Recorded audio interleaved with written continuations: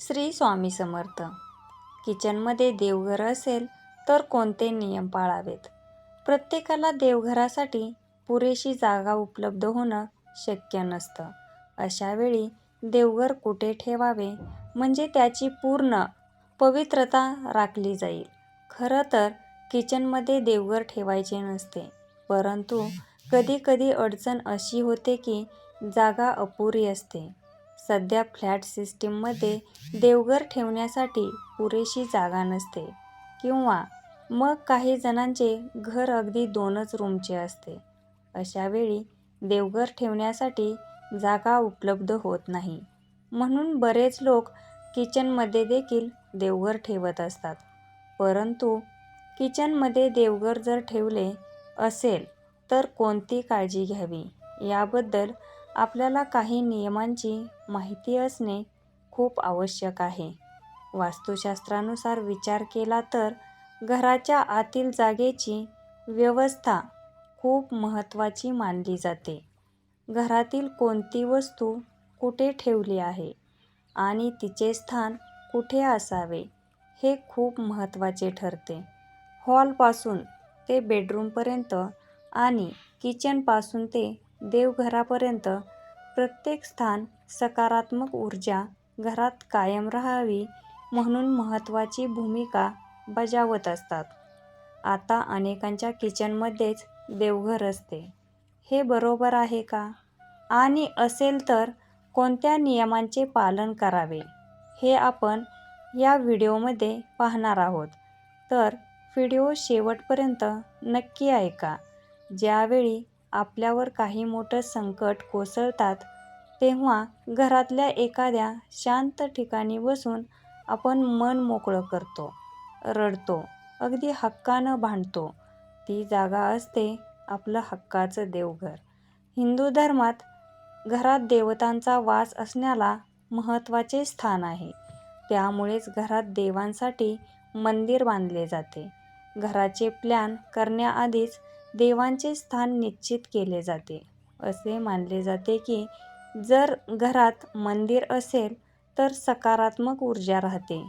त्यामुळे सर्वात पवित्र असलेल्या घरातील मंदिरासाठी लोक जागा निवडतात. वास्तुशास्त्रानुसार जर तुमच्या घरातील कोणतीही जागा योग्य पद्धतीने व्यवस्थित नसेल तर वास्तुदोष निर्माण होऊ शकतो. अशाच प्रकारे अनेकांच्या घरात जागेअभावी घराच्या किचनमध्येच देवघर उभारले जाते. अशी मान्यता आहे की ज्या ठिकाणी देवघर आहे ती जागा स्वच्छ आणि कोणत्याही व्यसनापासून मुक्त असावी. खरं तर देवघराची जागा घरात वेगळी म्हणजे इतर स्थानांपासून दूर असावी. देवघर अशा जागी हवे जिथे जास्त आवाज किंवा गोंगाट नसेल. देवघर शांत जागी हवे तरच तुमचे मन शांत होऊ शकते. तुम्हाला माहीत असेलच, जेव्हा आपले मन अस्थिर असते तेव्हा आपण शांत जागेचा शोध घेतो. अशा परिस्थितीत देवघर खूप महत्त्वाचे आहे. देवघर ही घरातील अत्यंत पवित्र वास्तू आहे, जिथे दररोज पूजापाठ, धार्मिक अनुष्ठान, ध्यानधारणा केली जाते. देवघर म्हणजे आध्यात्मिक ऊर्जा आणि सकारात्मकतेचे स्रोत मानले जाते. त्यामुळे देवघरासाठी अशी जागा हवी जिथे आध्यात्मिक ऊर्जा वाढेल. वास्तुशास्त्रानुसार देवघर अशा ठिकाणी हवे जी जागा शांत आणि स्वच्छ असेल, ध्यानधारणा आणि प्रार्थनेसाठी अनुकूल असेल. देवघरासाठी ईशान्य दिशा सर्वोत्तम मानली जाते, कारण ही दिशा ऊर्जेच्या नैसर्गिक प्रवाहाशी सुसंगत असते. सध्याच्या सिस्टीमनुसार घरात अनेक जण देवघर वेगळ्या रूममध्ये बांधतात. वेगळी रूम बनवणे तसे जागा कमी असल्याने शक्य होत नाही. तर काही जण हॉल, किचनमध्ये देवांचे स्थान बनवतात. देवांचे ते ठिकाण पवित्र मानून तिथे त्यांची स्थापना केली जाते.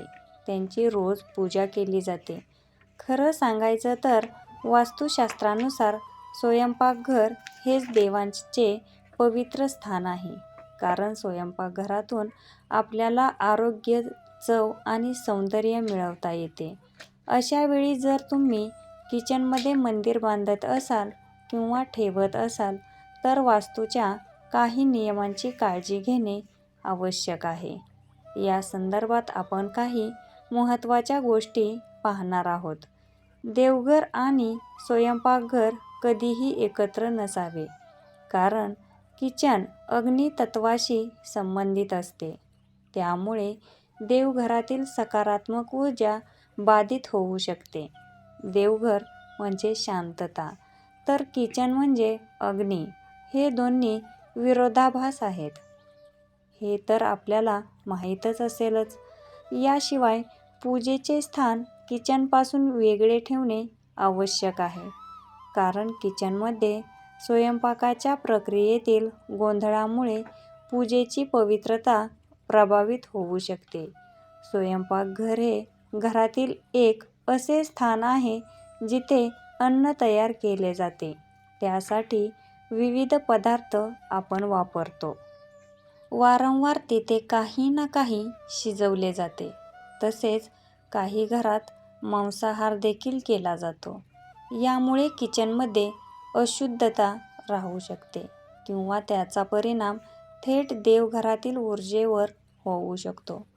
किचनमध्ये सर्व प्रकारचे अन्न बनवले जाते आणि जर त्या ठिकाणी पूजेचे स्थान असेल तर मंदिराच्या पवित्रतेवर याचा परिणाम होऊ शकतो.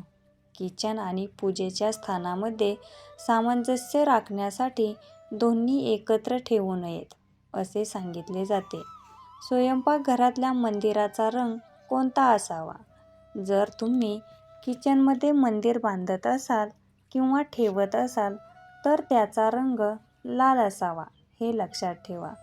हिंदू धर्मात लाल रंग हा सर्वात पवित्र रंग मानला जातो. हा अग्नितत्वाचा रंग आहे. त्यामुळे स्वयंपाकघराचा रंगही लाल असेल तर तो वास्तूनुसार चांगला मानला जातो. किचनमध्ये मंदिर असेल तर त्याचा रंग लाल ठेवा. लाल रंग ठेवायचा नसेल तर पांढरा, पिवळा आणि तपकिरी ही रंग शुभ आहेत. स्वयंपाकघरातील मंदिराची दिशा. जर तुम्ही स्वयंपाकघरात मंदिर बांधत असाल तर त्याची दिशा नेहमी ईशान्येकडे ठेवावी. या दिशेमध्ये शुभ प्रभाव पडतो आणि यामुळे चांगली आणि सकारात्मक ऊर्जा देखील मिळते. वास्तूनुसार या दिशेला मंदिर बांधल्यास लाभ मिळतो. किचन आणि देवघर एकत्र ठेवले तर पूजा करताना अडथळा येऊ शकतो. किचन हे एक असे स्थान आहे जे नेहमी क्रियाशील असते. तिथे काही ना काही सुरू असते. तर पूजा करताना शांत वातावरणाची आवश्यकता असते. किचनमध्ये होणारे आवाज किंवा सुगंध पूजा करताना तुम्हाला विचलित करू शकतात. वास्तुशास्त्रानुसार किचनमध्ये ऊर्जेचा प्रवाह गतिशील असतो आणि तिथे सतत हालचाल होत असते. देवघरासाठी महत्त्वपूर्ण असणारी शांतता आणि सकारात्मक ऊर्जा त्यामुळे बाधित होऊ शकते. त्यामुळे किचन आणि देवघर एकत्र ठेवू नये. काही कारणांमुळे देवघर जर किचनमध्ये असेल तर वास्तुशास्त्रानुसार ते योग्य नाही. असे केल्याने मंदिराची पवित्रता बाधित होऊ शकते आणि यामुळे घरात वास्तुदोष निर्माण होऊ शकतात. जो कोणी स्वयंपाकघरात अन्न शिजवतो तो सर्वप्रथम देवाला अर्पण करतो. स्वयंपाकघरात सात्विक अन्न शिजवावे लागेल हेही लक्षात ठेवा. स्वयंपाकघरामध्ये देवघर न ठेवण्याचे मूळ कारण म्हणजे स्वयंपाकघरामध्ये मांसाहार हे पदार्थ शिजवू नयेत आणि मासिक पाळीमध्ये स्त्रियांची सावली देवघरावर पडू नये. मासिक पाळीमध्ये स्त्रियांना स्वयंपाकघरात काम करावे लागते, तर अशा वेळी वारंवार त्यांची सावली देवावर व देवघरावर पडत असते. जे पूर्णतः चुकीचे आहे. मासिक पाळीमध्ये स्त्रियांची सावली देवघरावर पडू नये म्हणून स्वयंपाकघर देवघरामध्ये ठेवत नाहीत. पण जर तुम्ही ते देवघर तुमची सावली पडणार नाही असे ठेवले असेल किंवा वर अडकवलेले असेल तर ठीक आहे. म्हणजेच देवघर ज्या कोपऱ्यात आहे त्या कोपऱ्यामध्ये तरी निदान त्या स्त्रीने फिरकू नये. देवाच्या मंदिराच्या विरुद्ध दिशेला गॅस ठेवू नये, जेणेकरून देवाकडे पाठ फिरवून अन्न शिजवू नये. पूर्वीपासूनच आपण ऐकत आलेलो आहोत की देवाकडे पाठ करून बसणे, अगदी त्याच प्रकारे देवाकडे पाठ करून अन्न देखील शिजवू नये. तर मित्रांनो, तुम्हाला ही माहिती आवडली असेल तर लाईक आणि शेअर नक्की करा. तसेच अशीच माहिती नेहमी ऐकण्यासाठी आपल्या स्वामी विचार यशस्वी वाटचाल या चॅनलला सबस्क्राईब नक्की करा. श्री स्वामी समर्थ. धन्यवाद.